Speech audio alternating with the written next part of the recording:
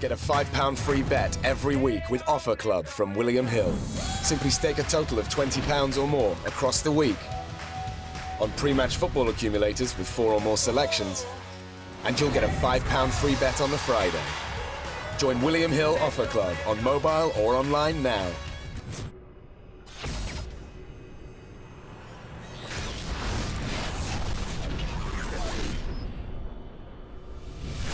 Sunny's on the IFL TV in association with Macklin's Gym Marbella. I'm at the Dorchester Hotel in London today for the Haye versus Bellew press conference. With me, I've got boxing news main man John Dennen. How are you? I'm good. Shell shocked, but good. Well, shell shocked. I was expecting it. Yeah, I'm not really. I wasn't expecting David Haye to wade into Eddie Hearn. I didn't realise they. Yeah, that was crazy. Each other. But yeah, sets up the next pay-per-view. Eddie Hearn versus David Haye. I'd pay $16.99 to see that. I would as well. Maybe I think the price might go up. Maybe $19.99. Get the pennies in. As you said, Haye got a bit personal to Eddie, and Eddie sort of nibbled a bit. The first time I've ever seen Eddie do that. He did seem annoyed. Yeah. I don't know. Maybe it caught him off guard as well. I don't know. I don't know if he was rattled. I don't know what's going on. This is what happens when you're a fighter and a promoter. You can argue with whoever you want. Yeah. He's had the best of both worlds. What did you make of the whole conference as a whole? Yeah, it was kind of, you know, we knew they were going to go at it verbally. A lot of the time it was kind of hard to hear what they were saying. They were sort of shouting at each other so much. I'm not sure if it's shed any light on the fight that we weren't necessarily already aware of. And it almost got out of hand at the end when they went head to head. It was just sort of, that all seemed a bit out of control. Have you ever seen David Haye react to a press conference like that, ever?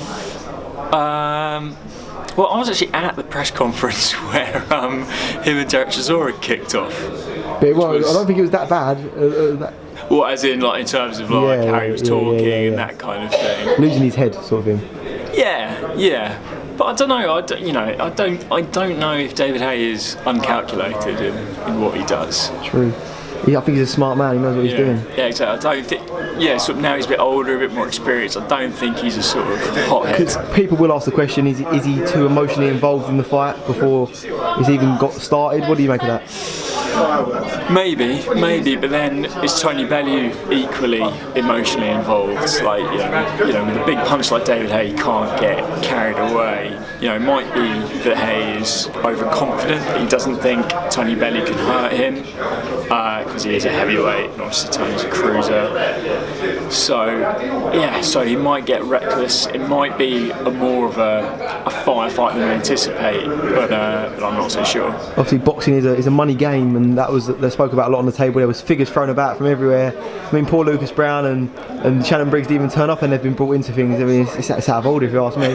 But do you think that money obviously plays a massive part in this fight? As in, I mean that's the reason it's happening. You know, a lot of people, it's understandable to say it shouldn't be on pay-per-view because most people expect it to be a one-sided fight. It's a heavyweight against a smaller man. Problem is, it's going to generate so much interest, a sort of financial case for it to be on pay-per-view. It's hard to argue with because I think, you know, when you see things like that today, when both of them are big talkers, it's going to generate a lot of interest, and they're both pretty big names. You know, they've both been on pay-per-view. They're both quite well known. So it was hard to see how a fight of this magnitude couldn't not be on pay-per-view, even though in a pay-per-view what you really want is a 50-50 rather than a whatever this is. Talking about big heavyweight names fighting on pay-per-view, I think it's about 9 days now until Chisora versus White. You know it's going to be rough when they've got to be kept apart until they actually get in the ring. I mean, in my time in boxing, I've not seen that once or twice, I don't think. How can you see that fight going? Chisora White. I'm not sure. You know, it could be like a good rumble, you know, not that refined, but you know, maybe like Fury Chisora won when they fought for the British title many years ago, and it was sort of a good, entertaining heavyweight rumble. But I know there's going to be a lot of animosity between the two in the build-up. I just wonder if that could mean it turns into like a scrappy, wild fight, and with neither being accurate enough. So you know, it could actually not quite live up to expectations. Another fight that's got high expectations is Buglioni versus Burton. I'm excited to watch that. I spoke to Frank yesterday. He's extremely confident in his own ability. What do you make of that one? I think it's a really good fight. Hosea Burton's professional career has moved quite slowly, but he is technically very good. He looks like he's hitting very hard, well drilled. But, you know, up against someone like Buglioni, who, we always say he needs to sharpen up his defences, but, you know, he can box it with a high work rate. He's good offensively. So I actually reckon that'll be a real cracker. What way can you see it going?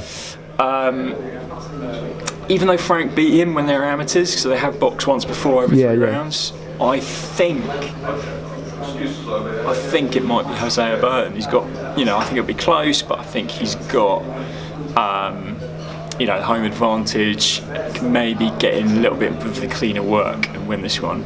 All right then, well, there's John Dennen's betting tips for those who for you want to lose some money. Yeah. All right then, well, John, obviously I know you're going to crack on and interview some boys because you've got to work yourself, but thank you very much for your time and I'll catch up with you soon.